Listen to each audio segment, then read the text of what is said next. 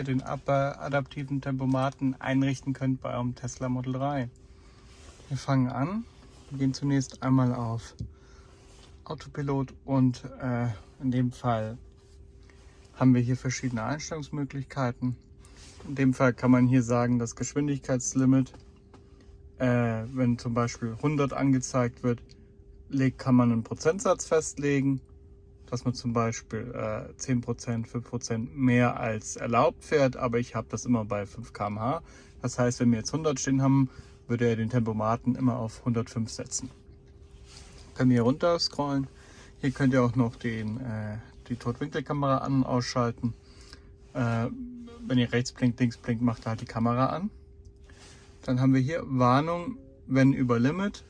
Gibt es 3 Einstellungsmöglichkeiten, entweder gar keine, das heißt, er würde gar nichts anzeigen, er zeigt halt 100 an, erlaubt, aber er würde jetzt gar keine Warnung geben.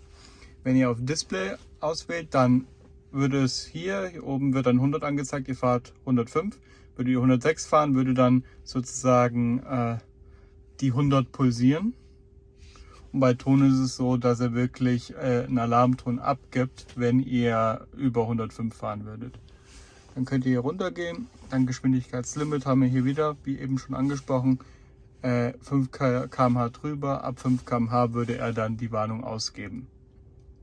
Die kann natürlich unterschiedlich sein zu dem hier.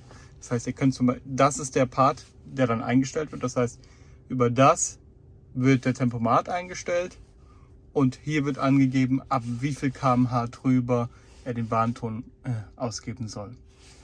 Dann haben wir hier noch bestimmte Sachen, Auffahrwarnung. Das gilt halt für den adaptiven Tempomaten, dass man halt bestimmte Sachen einstellt. Ich habe es auf Mittel stehen. Spurhaltekorrektur, das ist, was viele Autos vorher auch schon hatten. Das heißt, ihr fahrt in die Nähe von der Mittellinie, was auch immer, ohne zu blinken und er würde euch dann wieder zurückreichen.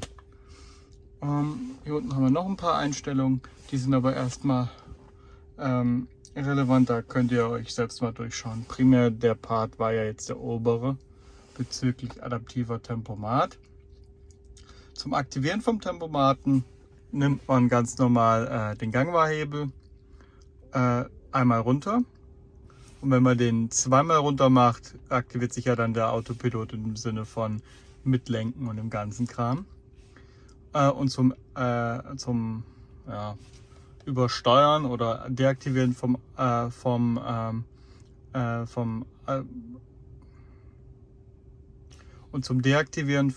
Assistenten beziehungsweise vom Lenkassistenten, in dem Fall Autopilot oder halt auch nur dem Tempomaten, könnt ihr einmal nach oben gehen oder einfach kurz die Bremse betätigen.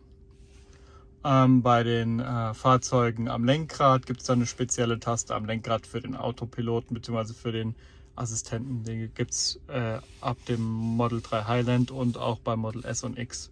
Bei dem hier haben wir ganz normal noch den Gangwarhebel. Ja, genau. Ja, das war schon gewesen. Bei Fragen unten in die Kommentare. Für einen Daumen hoch und ja, Freund. Dankeschön.